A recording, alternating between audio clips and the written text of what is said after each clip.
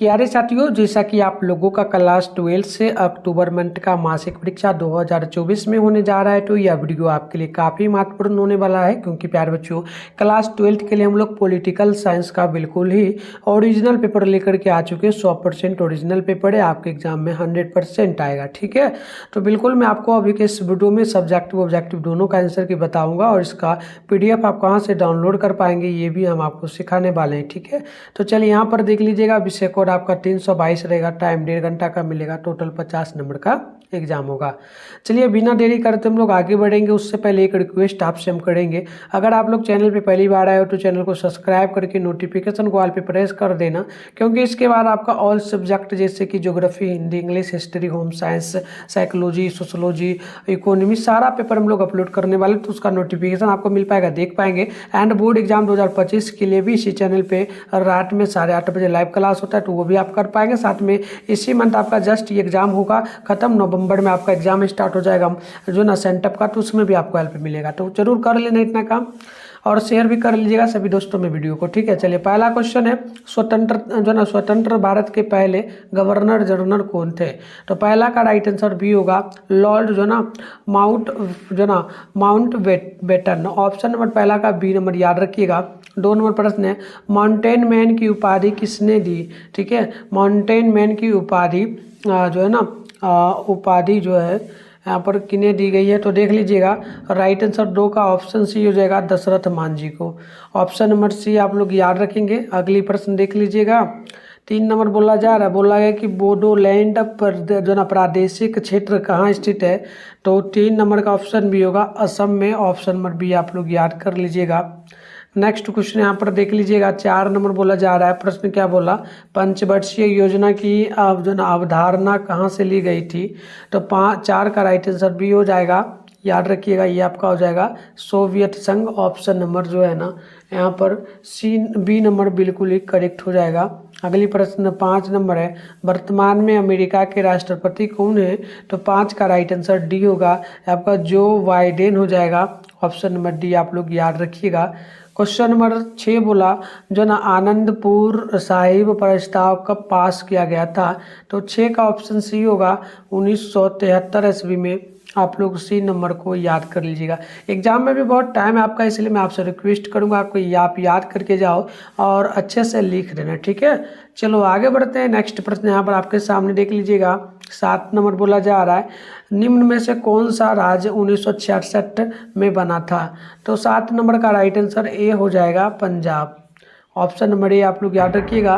Question number 8 है, निम्न में से किस राज्य में जो है ना चिपको आंदोलन की शुरुआत हुई थी? तो ये था उत्तराखंड। आप लोग ऑप्शन नंबर सी को जो है ना याद रखिएगा। चलिए आगे बढ़ते, चलिए प्यारे बच्चों आगे बढ़ते हैं। यहाँ पर देखिएगा आपके सामने जो है ना नेक्स्ट प्रश्न क्या बोला गया है। 8 नंबर का तो मैंने बता ही दिया, ऑप्शन सी होगा। 9 नंबर प्रश्न बोला, निम्न में से कौन सी सरकारी नीतियों को प्रभावित करने की जो है ना यहाँ पर देख लीजिएगा, प्रभावित करने को इस प्रकार से है। तो बिल्कुल यहाँ पर देख लेना, इसका राइट आंसर हो जाएगा 9 का ऑप्शन सी, यानी कि दबाव समूह, प्रेशर हो जाएगा। चलिए नेक्स्ट क्वेश्चन की ओर बढ़ेंगे ना, तो यहाँ पर आपके सामने 10 नंबर प्रश्न बोला गया कि निम्नलिखित में से कौन एक भारत की विदेश नीति का मुख्य आधार है? तो 10 का ऑप्शन डी होगा, यानी कि सोवियत संघ से जो है ना 10 टी। ऑप्शन नंबर आप दोस्ती यानी ऑप्शन नंबर डी बिल्कुल करेक्ट होगा।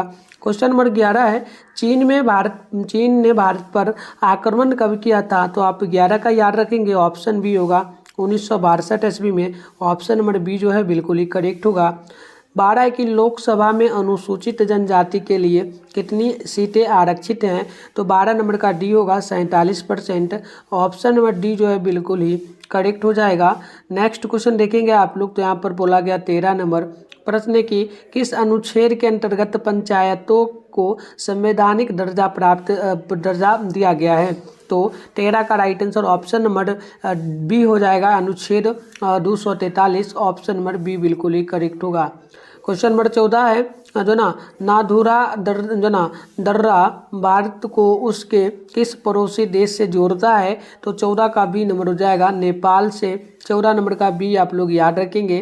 क्वेश्चन नंबर 15 है, भारत में वास्तविक कार्यपालिका कौन है? तो 15 का ऑप्शन नंबर ए होगा राष्ट्रपति। ऑप्शन नंबर ए आप लोग याद रखिएगा। आगे बढ़ते हैं। क्वेश्चन नंबर 16 है कि पंचायत समिति का प्रमुख कौन होता है? तो 16 का ए नंबर हो जाएगा मुखिया। आप लोग ऑप्शन नंबर ए को याद कर लीजिएगा।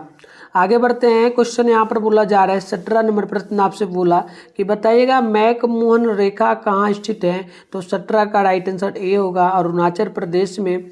17 नंबर का ऑप्शन नंबर ए बिल्कुल ही करेक्ट होगा। 18 नंबर प्रश्न बोला गया कि भारतीय संविधान के किस भाग को संविधान की आत्मा कहा जाता है? तो आप 18 नंबर का याद रखेंगे राज्य के नीति निर्देशक तत्व को। ऑप्शन नंबर बी जो है बिल्कुल ही 18 नंबर का करेक्ट होगा। तो प्यारे बच्चों चलिए पहले हम इसका पीडीएफ आपको सब्जेक्टिव के साथ में ऑब्जेक्टिव दोनों का डाउनलोड करने के लिए सिखा देते हैं। इसके बाद आप लोगों को कंटिन्यू आंसर भी बताएंगे। तो गूगल में आपको जाना है और मिट्टू स्टडी सेंटर सर्च करके आपको डाउनलोड करना है। कैसे करना है चलिए हम फटाफट से आपको सिखा देते हैं। तो इसके लिए सबसे पहले आपको अपने फ़ोन में गूगल को ओपन करके सर्च बार के आइकन पे क्लिक कर लेना है। और अभी आप इस चैनल पे जो वीडियो देख रहे हो चैनल का नाम है मिट्टू ने स्टडी सेंटर। और आपको क्या करना है सर्च कर लेना है। फिर ऊपर करिएगा फर्स्ट में आपके सामने मिट्टू ने स्टडी सेंटर का ऑफिशियल वेबसाइट मिलेगा। इस पर आप लोग क्लिक कर देंगे। इस प्रकार से इंटरफेस ओपन होगा। आराम से स्क्रॉल डाउन कर लीजिएगा, नीचे चले आइएगा। नीचे आइएगा तो यहाँ पर देखिएगा आपके सामने जो है ना क्लास 12 का सेशन देखने को ये वाला मिलेगा। Class 12 October monthly exam question paper download result. तो फर्स्ट वाला जो मिलेगा इस पर क्लिक करेंगे। क्लिक करने के बाद इस प्रकार से इंटरफेस पेन होगा। आराम से स्क्रॉल डाउन करके नीचे आइएगा। पहले व्हाट्सएप ग्रुप को ज्वाइन कर लेना। इसके बाद नीचे आप लोग बढ़ोगे तो ये आपका साइंस का सेशन है। थोड़ा सा नीचे आओगे तो ये रहा आर्ट्स का सेशन है। इसमें यहाँ पर जो है ना पॉलिटिकल साइंस लिखा हुआ मिलेगा। सामने डाउनलोड लिखा है, डाउनलोड पे क्लिक कर देना है। क्लिक करने के बाद आपको आना है तो पेज को रिफ्रेश कर देना। अभी फिलहाल आपको यहाँ पर जो ना ऑब्जेक्टिव का आंसर दिख रहा होगा। आप मिलाना चाहो ना तो ऑब्जेक्टिव का मिला लेना क्योंकि बिल्कुल करेक्ट है। देख लो पहला का मैंने बी बताया था, दूसरा का सी। तो इस प्रकार से ऑब्जेक्टिव का बिल्कुल मैं डाल दिया हूँ 300 क्वेश्चन का। आप यहाँ से लिख पाएंगे। सब्जेक्टिव का कुछ ही देर में एक वीडियो अपलोड होगा। ठीक है, तो चैनल को सब्सक्राइब कर लियो तो अच्छी बात है, नहीं तो कर लेना। यहाँ पर ऐसे वीडियो अपलोड होने से पहले आंसर आपको दिख जाता है। तो आप यहाँ आइए अच्छे से डाउनलोड करके लिख लीजिएगा प्यारे बच्चे। तो यहाँ पर देखेंगे आप लोग नेक्स्ट क्वेश्चन जो 19 नंबर आपसे पूछा जा रहा है। प्रश्न बोला कि निम्न में से कौन संयुक्त राष्ट्र संघ की एक आधिकारिक भाषा नहीं है? तो 19 का ऑप्शन नंबर आपका बी होगा जापानी।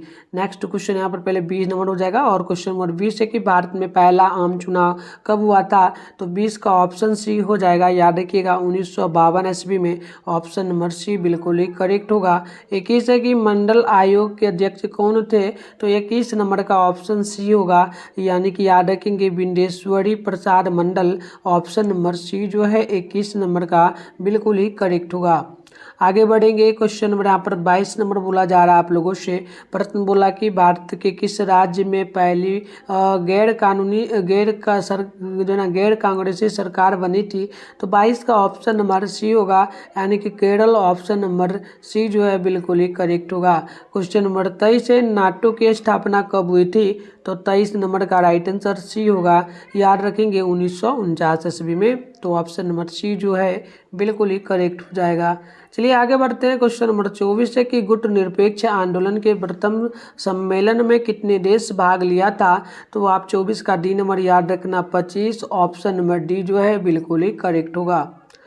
25 नंबर क्वेश्चन है कि सोवियत संघ ने कौन सा सैनिक गुट बनाया था? तो 25 का डी नंबर करेक्ट होगा वार्सा संधि। ऑप्शन नंबर डी जो है बिल्कुल ही राइट होगा।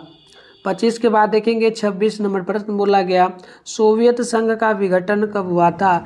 तो 26 का ऑप्शन नंबर बी होगा 1991 ईस्वी में। ऑप्शन नंबर बी जो है बिल्कुल ही करेक्ट होगा। 27 है कि सरदार सरोवर बांध किस नदी पर अवस्थित है? तो 27 का right answer option number B होगा।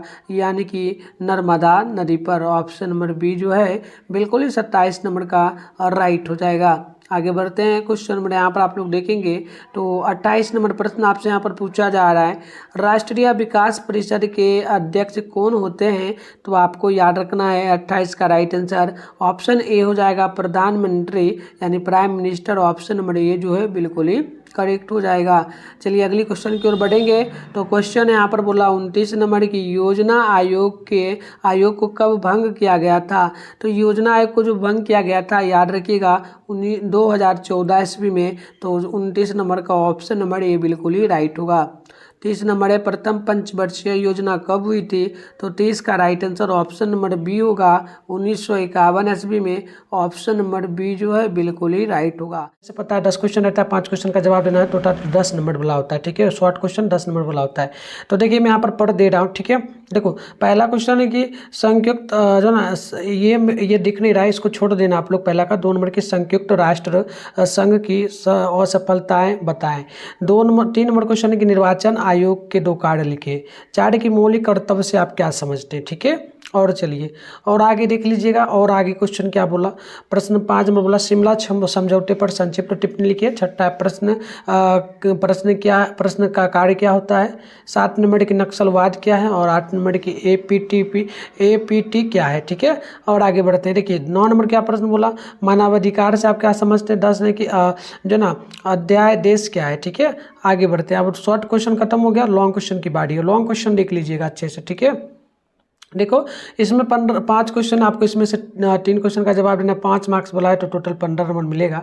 पहला है 11 नंबर की मौलिक जो ना प्राधिकार और राज्य के जाति निर्देशक तत्वों के बीच संबंध बताएं।